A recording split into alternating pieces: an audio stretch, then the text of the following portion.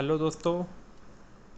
आज मैं आपसे बात करूंगा बेसिकली तीन चीज़ों पे, जिसमें से सबसे पहले मैं आपसे बात करूंगा कि बाज़ार में मोटा मोटा क्या ट्रेंड चल रहा है।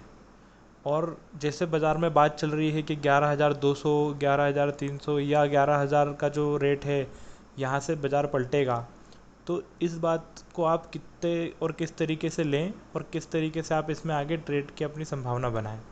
दूसरी हम बात करेंगे कि कल जो हमने प्रिपरेशन करी थी हमारे ट्रेड जो आज ट्रेड के लिए, इस पर्टिकुलर वीडियो में मैंने आपको दिखाया था Nifty bank, Reliance, SBI card, SBI के ऊपर और एचडीएफसी बैंक के ऊपर जो हमने प्रिपरेशन करी थी, उसमें क्या हुआ और क्या नहीं हुआ उस पर हम डिस्कस करेंगे। और फिर हम आगे 22 तारीख कल की तैयारी के लिए आगे क्या सही रहेगा और क्या नहीं, वो मैं आपसे डिस्कस करूँगा। तो सबसे पहले दोस्तों मैं आपको बताना चाहूँगा कि बाज़ार में ऐसी बात है कि 11,000 का जैसे रेट है, जब वो 10,700 चल रहा था कि 11,000 का जो रेट होगा वो करीब करीब एक रिवर्सल लाएगा। तो दोस्तों मगर ये चीज़ जो दिख रही है अभी फ़िलहाल में वो बहुत ही अनोखी जैसे दिख रही है कि मैं आपको 30 जुलाई 2020 का एक्सपायरी का ऑप्शन का बेसिकली ऑप्शन चेन दिखा रहा हूँ। इसमें अगर आप ध्यान से देखें तो 11,200 के ऊपर एक बहुत ज़्यादा पोजीशन क्लोज हुई है। जो लोगों ने बेसिकली कॉल सेल कर रखे थे उन्होंने अपनी अपनी पोजीशंस क्लोज करी है, एक बड़े अमाउंट के लोगों ने क्लोज करी है। और कहीं ऊपर ज़्यादा ऐड नहीं हुई है, मतलब किसी ने ऊपर सीधे 10,500, 555 के या 600 पे एक नई पोजीशंस ऐड हुई है कॉल की। वहीं अगर आप ध्यान से देखें तो पुट की बहुत सारी इधर, ये देखिए आप, जैसे करीब करीब 1101 के करीब पोजीशन 11,000 पे बनी है पुट में नई। तो बेसिकली दोस्तों ये चीज़ ये बताती है कि लोग थोड़े से सतर्क हैं, बेसिकली ऑप्शन सेलर सतर्क है कि मार्केट 11,500 तक भी जा सकता है। यहाँ पर थोड़ी सी सिचुएशन इस तरीके की हो गई है। खैर दूसरी बात मैं आपको इसमें ये बताना चाहूँगा कि ये बात कोई बहुत नई है नहीं। अगर आप ध्यान से, अगर अमेरिका का आप अगर बाज़ार देखेंगे जिसे हम S&P 500 कहते हैं, तो आपको ये देखने के लिए मिलेगा कि S&P 500 आपका इस जगह पे आके बहुत झूला था, यहाँ पे आया, यहाँ पे बहुत झूला था। इसमें एक्सपेक्टेशन नहीं थी कि ये यहाँ से ऊपर निकल जाएगा, मगर S&P 500 रेगुलरली अप ट्रेंड पकड़ता रहा और करीब करीब इसने आज वी शेप रिकवरी पूरी करने के कगार पे खड़ा हुआ है। अगर निफ्टी इस चीज़ को फॉलो करता है तो दोस्तों हमें हो सकता है कि 11,500 से भी नीचे देखने के लिए नहीं मिले कभी। तो ये बेसिकली अगर इस तरीके का ट्रेंड जैसा S&P 500 में फॉलो हुआ है, अगर ये हमारे निफ्टी में भी फॉलो होता है, तो फिर हमें कहीं ना कहीं ये 11,600 700 का लेवल हम वापस अचीव कर सकते हैं इसी पर्टिकुलर कैलेंडर ईयर में। तो इसीलिए मेरी एक सलाह रहेगी कि आप शॉर्ट की अगर कोई पोजीशन लेते हैं तो स्ट्रिक्ट स्टॉप लॉस के साथ लें। कोशिश करें कि शेयर आप होल्ड कर सकें, क्योंकि एक एक एबनॉर्मल सा अप मूव देखने के लिए मिल सकता है जो टेक्निकलिटीज़ को फॉलो नहीं करेगा, पर वी शेप रिकवरी के लिए उसमें स्ट्रॉन्ग बाइंग बनी रहेगी। एक ये आप इस चीज़ का बेसिकली ध्यान रखिएगा। मैं ये बात हुई बेसिकली मोटे मोटे ट्रेंड के बारे में। अब मैं बात करूँगा कि कल का हमने बेसिकली क्या करा था और क्या क्या हुआ है। जैसे आप जानते हैं बैंक निफ्टी में आज भी अप हुआ है, क्योंकि रात को बेसिकली मेरे वीडियो बनने के बाद जब अमेरिका का बाज़ार ओपन हुआ तो उसमें जो एचडीएफसी और आईसीआईसीआई बैंक के एडीआर्स होते हैं वो सब 8-8% प्लस थे, जिसका इम्पैक्ट हमें रात को देखने, मतलब बेसिकली अगले दिन देखने के लिए मिला हमें हमारे बैंक निफ्टी के ऊपर और बाकी शेयर्स के ऊपर। अब हम अगर, हाँ, इस गैप अप के हमने बेसिकली कल लास्ट वीडियो में बोला था कि यहाँ पे आप अच्छी बाइंग कर सकते हैं, मगर क्योंकि फॉल आउट हुआ नहीं तो ये हमारा बेसिकली मटेरियलाइज नहीं हुई। जिस तरीके से अब मैं इसमें आपको बताऊंगा, अगर हम सेलिंग की तैयारी करें बैंक निफ्टी में, वो भी ज़्यादा क्वांटिटी से नहीं, क्योंकि जैसे मैंने आपको बताया ओवरऑल ट्रेंड थोड़ा सा शॉर्ट की तरफ नहीं है। तो ये जो ट्रेंड लाइन चल रही थी, यहाँ इस ट्रेंड लाइन को वापस से रीटेस्ट करेगा, इसलिए आपको इस ट्रेंड लाइन पे एक बार टच करता हुआ बैंक निफ्टी देखने के लिए मिल सकता है। इसलिए आप, अगर कोई आपकी बैंकिंग पोजीशन को शॉर्ट वापस से सेल करना चाहते हैं या कोई शॉर्ट पोजीशन लेना चाहते हैं, तो इस पोजीशन तक जब तक बैंक निफ्टी नहीं आता, जब तक अवॉइड करें किसी भी तरीके की शॉर्ट पोजीशन। और अगर आप डिलीवरी रखते हैं तो बहुत अगर आप सेल करते हैं तो वापस बाय जल्दी कर लीजिएगा, ज़्यादा टाइम उसे होल्ड ना, मतलब सेल पोजीशन ज़्यादा टाइम ना रखें। सो बेसिकली इसमें फिर बैंक निफ्टी में मेरा अभी आगे के दिन के लिए ट्रेड ये रहेगा कि आप इस पॉइंट तक का वेट करें, 23,300 समथिंग का, 300 से 400 के बीच में आपको देखने के लिए मिल सकता है। और एक और दोस्तों बड़ी बात यह है कि यहाँ पर दो गैप अप्स हुए हैं बैंक निफ्टी में, एक गैप अप, दो गैप अप, और दोनों के दोनों ही अभी तक फील नहीं हुए हैं। ये बहुत स्ट्रॉन्ग गैप अप्स हैं। एफआईआईज ने इस दिन भी बाय करा था, इस दिन भी बाय करा है। ये फॉरेन इन्वेस्टर्स बढ़ा रहे हैं और मेजर जो ट्रांजैक्शन हो रहे हैं ये अप ट्रेंड, ये सारे के सारे फॉरेन मार्केट में ही हो जा रहे हैं। मतलब हमारे यहाँ तो सिर्फ कंसोलिडेशन हो रहा है हर लेवल पे, सेलिंग और हैंड एक्सचेंज हो रहे हैं, पर एक्चुअली बाइंग और जो बेसिकली ट्रेंड अप ट्रेंड हो रहा है वो सारा का सारा सिंगापुर निफ्टी में हो रहा है, या फिर अमेरिका में एडीआर जो ट्रेड होते हैं इंडिया के, उसके वजह से हो रहा है। तो इंडियन ट्रेडर को बहुत ज़्यादा ट्रेडिंग की अपॉर्चुनिटी नहीं मिल रही है इधर, ये डायरेक्टली रोज़ एक नया कंसोलिडेशन होता है।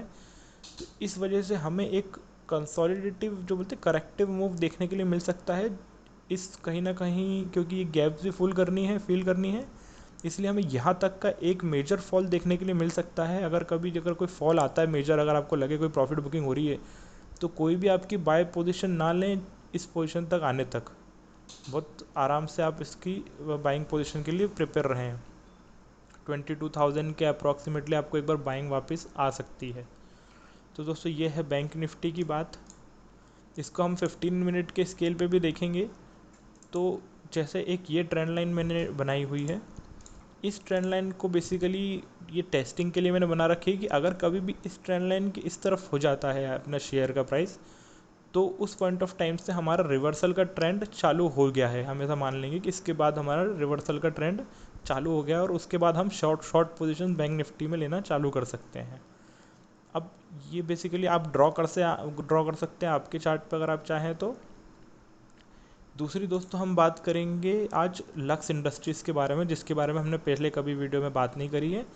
लक्स इंडस्ट्री में दोस्तों एक बहुत अलग ही ट्रेंड देखने के लिए मिल रहा है, जिसमें अगर मैं आपको डेली स्केल पे समझाऊं तो एक अच्छा खासा अपमूव देखने के लिए मिलता है, फिर एक वापस एक अपमूव देखने के लिए मिलता है, और एक कंसोलिडेट होते होते होते होते एक अच्छा अपमूव, और उसके बाद फिर एक कंसोलिडेशन डाउन ट्रेंड में देखने के लिए मिलता है जो इस ट्रेंड लाइन को प्रॉपरली फॉलो कर रहा है। तो दोस्तों हम यहाँ पर इस ट्रेंड में देख के मुझे इस तरीके से कुछ समझ आता है कि एक बहुत स्ट्रॉन्ग या तो डाउन मूव या बहुत स्ट्रॉन्ग अप मूव देखने के लिए मिल सकता है।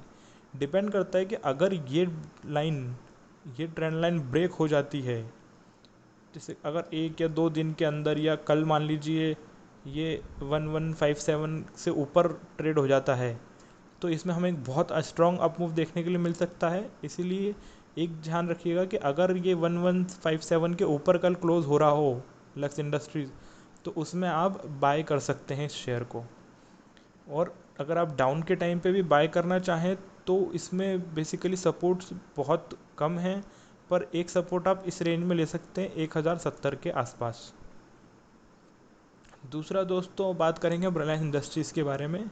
रिलायंस इंडस्ट्रीज़ में बेसिकली आज निफ्टी के साथ दिया, निफ्टी के साथ ये भी ऊपर गया है। बेसिकली पहले निफ्टी इसके वजह से उठ रहा था, अब ये निफ्टी की वजह से उठ रहा है।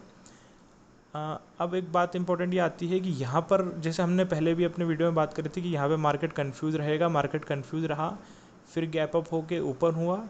ये गैप अप आज रिलायंस ने नहीं फुलफ़िल करी है। हाउएवर हमें जिस तरीके से हमारी एक ट्रेंड लाइन है कि यहाँ पर आके एक रिवर्सल हमें देखने के लिए मिल सकता है, वो हम बेसिकली एक टारगेट सेट रख सकते हैं कि हम चाहें तो इस जोन में अगर हमारे पास डिलीवरी है तो हम इस जोन में कहीं ना कहीं सेलिंग कर सकते हैं, दैट इज़ 2024 के आसपास। और दूसरी बात है दोस्तों, अगर इसमें शॉर्ट की एक देखने वाली बात ये रह सकती है कि आपको वीकली स्केल पर अगर आप ध्यान से देखें तो एक दोजी कैंडल बनी थी, जिस दोजी कैंडल बोलते हैं, जिसमें अप भी होता है और डाउन साइड भी वीक होती है। इस दोजी कैंडल के टॉप पर है, तो basically it's a resistance number 1 and a resistance number 2। तो यहाँ से भी हमें एक कुछ रिवर्सल बेसिकली देखने के लिए मिल सकता है, अगर कुछ छोटा रिवर्सल मिला तो, क्योंकि जो निफ्टी है, निफ्टी को टेक शेयर्स का बहुत ज़्यादा सपोर्ट है। तो वहाँ से जो हम बात कर रहे हैं 11,200 और 300, वो टेक इंडस्ट्रीज़ बेसिकली ले जा सकती है। तीसरी बात, हम बात करेंगे एसबीआई के बारे में। एसबीआई दोस्तों, जैसे हमने बात करी कि डेली स्केल पे जिस हिसाब से हम बात करेंगे, तो ये हमारा जो एक ट्रेंड लाइन है ये अभी भी परसिस्ट करती है, जो हमने पहले अपने एक एसबीआई के वीडियोस में बनाई थी। और आज यहाँ 194 समथिंग तक, जैसे हमने यहाँ पे सेल बेसिकली लोगों को प्रेफर करा था कि यहाँ पे आप सेल कर सकते हैं, और इस ऐसे बेसिकली आज वहीं पे क्लोज हुआ है जहाँ पे अपना सेल प्रेफर्ड था। इसमें एक बाइंग अपॉर्चुनिटी अच्छी 191.90, 191 या 192 के आसपास आप इसमें एक बाइंग ले सकते हैं, अगर कल कुछ करेक्शन होता है बैंक निफ्टी में तो। और अगर बैंक निफ्टी में करेक्शन नहीं होता है और अगर आपके पास होल्ड डिलीवरी है या फिर आप शॉर्ट पोजीशन लेना चाहते हैं इसमें, तो एक अच्छी खासी शॉर्ट पोजीशन आप यहाँ ले सकते हैं। पर आप ध्यान रखिएगा, बैंक निफ्टी और निफ्टी कोई कभी भी कोई भी शॉर्ट पोजीशन अभी ज़्यादा लॉन्ग टाइम के लिए नहीं रखनी है, हमें बहुत लॉन्ग टारगेट के लिए नहीं रखनी है। अभी मार्केट बहुत चॉपी रहेगा। कल वेनसडे है, वेनसडे को मार्केट वैसे भी चॉपी होता है बहुत ज़्यादा, तो अकॉर्डिंगली आप जो पोजीशन लेंगे उसमें बहुत ज़्यादा देर तक ना रुकें। अगर आप यहाँ पे सेल करते हैं तो इस ट्रेंड लाइन के सपोर्ट में ही वापस उसको बाय कर लें। ये बेसिकली दोस्तों एसबीआई की बात हो गई। ओवरऑल एसबीआई में अभी भी पॉजिटिव ट्रेंड है। अगर कोई डिलीवरी रख के भूलना चाहता है तो वो 217 तक इसको आराम से भूल जाए, कोई दिक्कत नहीं है। अगर इनकेस ये फॉल होता है तो कभी भी आपके लिए 184 की एक सपोर्ट ट्रेंड लाइन बहुत कारगर है। दूसरी दोस्तों बात करते हैं मारुति इंडस्ट्रीज़ की, मारुति सुजुकी की। मारुति सुजुकी में एक अच्छा ट्रेंड देखने के लिए मिला आज। अब जो हमारा एक टारगेट था कि 60-50 पे आप इसको बेच सकते हैं, हमने इसकी बाइंग सजेस्ट करी थी 5,700 से। ये गया है 6,050 रुपीज़ तक। आज इसमें एक वापस एक बेसिकली 4 घंटे की स्केल पे हमें एक दोजी कैंडल देखने के लिए मिली है। यहाँ से आज इसमें एक वापस एक एक्सपेक्टेशन है कि इसमें एक स्मॉल डाउन देखने के लिए मिल सकता है वैसे। और अगर मान लीजिए ये डाउन ट्रेंड नहीं आता है इस वक्त और ये अगर अप ट्रेंड कंटिन्यू करता है, तो आप कहीं ना कहीं इस पॉइंट पे सेल कर सकते हैं। ये है 6181 की जो रेंज आएगी, आप इस पे कहीं ना कहीं सेल करके एक वापस एक कैंडल कंसोलिडेशन कैंडल बेसिकली जो बनती है यहाँ पे रेंजिंग की, वो बन सकती है। यहाँ पे आप एक अच्छा एक सेल ले सकते हैं आप चाहें तो मारुति में। आज हम बात करते हैं बजाज फिनसर्व की। बजाज फिनसर्व में दोस्तों मैंने कल भी बात करी थी कि एक रिज़ल्ट की प्रिपरेशन है, अप ट्रेंड रहेगा।